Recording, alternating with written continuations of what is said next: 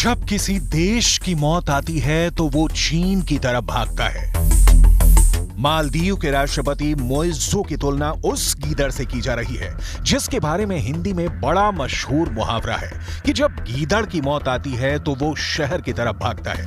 फर्क बस इतना है कि मालदीव के राष्ट्रपति मोइज़ू चीन की तरफ भागे हैं।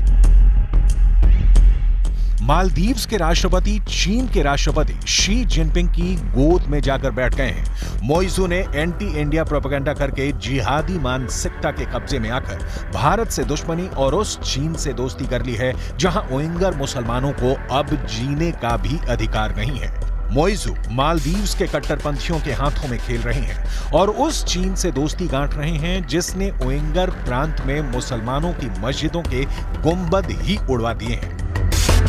उइगर मुसलमानों को चीन यातना शिविरों में रखता है और उइगर महिलाओं पर भी जुल्म ज्यादतियां करता है। लेकिन अपनी सियासी रोटी सेकने के लिए और चुनावी राजनीति के लिए अब मोइज़ू ने मालदीव को चीन के खूनी दड़बे में घुसेड़ दिया है। मोइज़ू के चीन दौरे पर चीन का सरकारी मीडिया ग्लोबल टाइम्स काफी खुश है और वो इस मौके का इस्तेमाल भारत पर तंज कसने के लिए कर रहा है।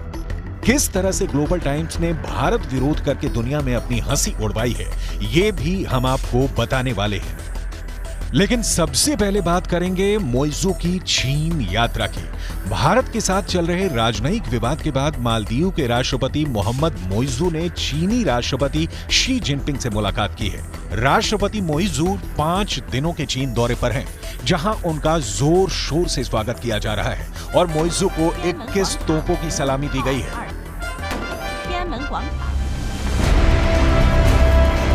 चीन समर्थक माने जाने वाले मोइज़ू का चीन दौरा ऐसे वक्त में हो रहा है जब भारत के साथ मालदीव का राजनयिक विवाद चल रहा है। दरअसल मालदीव के कुछ मंत्रियों ने प्रधानमंत्री मोदी के खिलाफ आपत्तिजनक टिप्पणी की थी।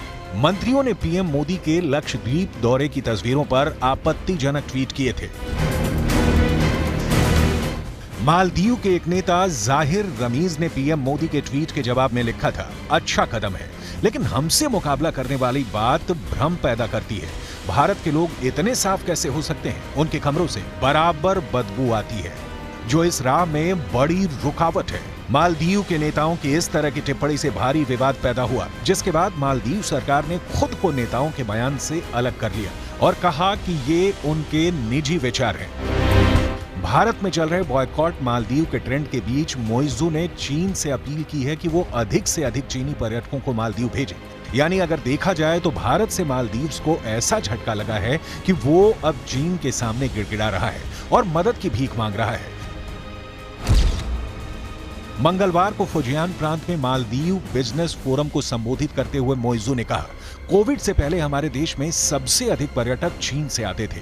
मेरा अनुरोध है कि चीन को ऐसा करने के लिए फिर से अपनी कोशिशें तेज करनी चाहिए। मालदीव के राष्ट्रपति मोइज़ू ने चीनी दौरे पर चीनी राष्ट्रपति शी जिनपिंग के project belt and road initiative की काफी तारीफ की। उन्होंने कहा कि ये प्रोजेक्ट मालदीव के लिए काफी अहम है और मालदीव भी आने वाले समय में BRI के तहत चीन के साथ सहयोग बढ़ाने के लिए इच्छुक है। भारत BRI प्रोजेक्ट का विरोध करता रहा है क्योंकि पाकिस्तान में BRI के तहत चल रहा China Pakistan economic corridor Pakistan अधिकृत कश्मीर से होकर गुजरता है। चीन के इस प्रोजेक्ट पर ऐसे आरोप भी लगते हैं कि इसके जरिए चीन आर्थिक रूप से कमजोर देशों को कर्ज के जाल में फंसा रहा है।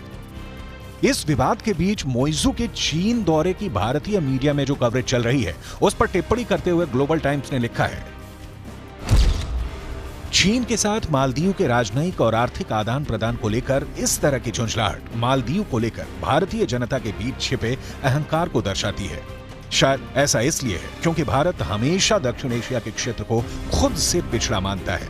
मालदीव और श्रीलंका जैसे देश कमोबेश भारत से राजनीतिक, आर्थिक और सांस्कृतिक रूप से प्रभावित भी हैं। पिछले कुछ वर्षों में मालदीव ने चीन से भारी कर्ज लिया है। भविष्य में अगर कर्ज समय पर नहीं वापस हुए तो मालदीव के आइलैंड भी चीन के हाथों में जा सकते हैं। आंकड़ों के मुताबिक फिलहाल मालदीव की GDP करीब 6.5 बिलियन अमेरिकी डॉलर की है, जबकि मालदीव के बजट का 10% हिस्सा चीन का कर्ज चुकाने में चला जाता है। लेकिन दूसरे देशों की जमीनों को हड़पने की लालच में ग्लोबल टाइम्स अभी मालदीव्स के लिए बहुत मीठी मीठी बातें कर रहा है और भारत को मालदीव्स के दुश्मन की तरह पेश करने की झूठी कोशिश कर रहा है।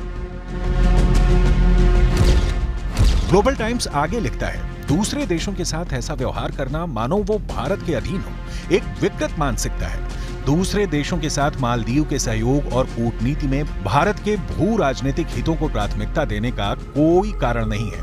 यह भारत का आंतरिक मामला नहीं है। ये एक स्वतंत्र संप्रभु देश के रूप में मालदीव को अपनी जरूरतों को ध्यान में रखते हुए अन्य देशों के साथ सहयोग करने का अधिकार है, खासकर उन देशों के साथ जो अधिक आर्थिक विकास के अवसर प्रदान कर सकते हैं, और चीन स्पष्ट रूप से अच्छे विकल्पों में से एक है। चीन ने मालदीव्स को अपने कर्ज के जाल में फंसाकर उसे गुलाम बनाने की पूरी स्ट्रेटजी तैयार कर ली है। चीन का ग्लोबल टाइम्स ये दावा करता है कि चीन और मालदीव्स के रिश्ते आपसी सम्मान, आपसी विश्वास और एक दूसरे की नीति में हस्तक्षेप न करने पर आधारित रहा है, जबकि ग्लोबल टाइम्स की यह बात सरासर झूठ है। चीन हमेशा जिनके साथ डील करता है उन्हें बर्बाद करके छोड़ता है। भारत के साथ तनाव का चीन पूरा फायदा उठाना चाहता है। इसलिए मोइजू के समर्थन में चीन ने उनकी यात्रा को मालदीव के हितों से जुड़ा बताया है। लेकिन पूरी दुनिया जानती है कि अगर भारत के लोगों ने मालदीव से मुंह मोड़ लिया तो उसका बैंड बच जाएगा। लेकिन अभी ग्लोबल टाइम्स मालदीव्स को सब्ज बाग दिखा रहा है। ग्लोबल टाइम्स लिखता है कि मालदीव की अपनी अर्थव्यवस्था को विकसित करने, पर्यटन या अन्य उद्योगों को बढ़ावा देने और अपने जीवन स्तर को बढ़ाने की इच्छा किसी के साथ धोखा नहीं है, बल्कि ये एक तथ्य है जिसका पूरी तरह से सम्मान किया जाना चाहिए। चीन के साथ किसी विशेष तरह का सहयोग नहीं है और इसका भारत के साथ संबंधों पर कोई प्रभाव नहीं पड़ता है। दरअसल मालदीव्स ने भारत की पीठ में छुरा घोंपने की कोशिश की है। मालदीव्स कभी सफल नहीं होगा, लेकिन आज ये जानना भी बहुत जरूरी है कि भारत ने कब कब मालदीव्स के लोगों की जान बचाई है। Operation cactus. ये 1998 की घटना है, जब मालदीव में एक विद्रोह हुआ था जिसे भारत की फौज की मदद से नाकाम किया गया था। उस अभियान का नाम था ऑपरेशन कैक्टस।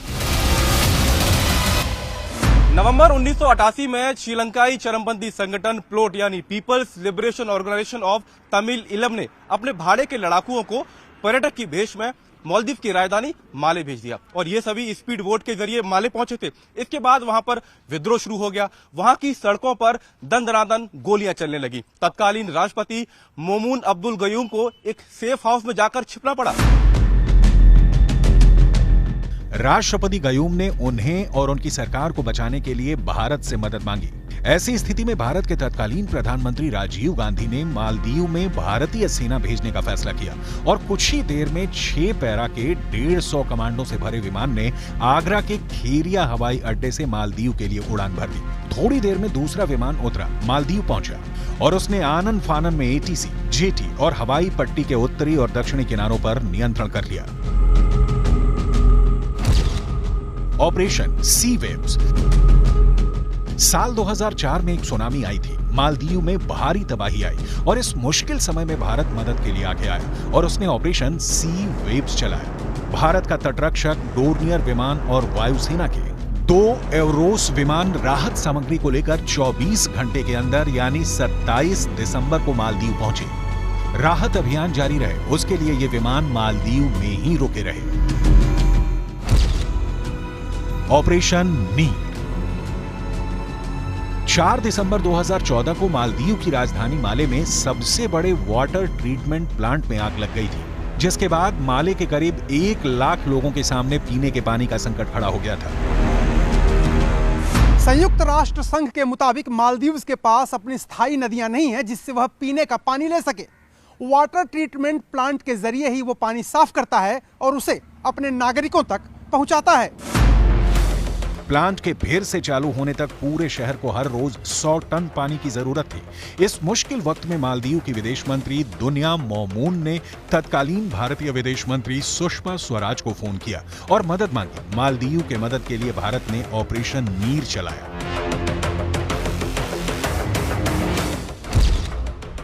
Operation vaccine. साल 2020 जब पूरी दुनिया कोविड-19 की चपेट में थी, उस वक्त भारत ने पड़ोसी प्रथम नीति के तहत बढ़ चढ़कर मालदीव की मदद की। भारत ने कुल 3,12,000 वैक्सीन डोज मालदीव भेजी हैं, जिसमें से 2 लाख वैक्सीन खुराक गिफ्ट की गई।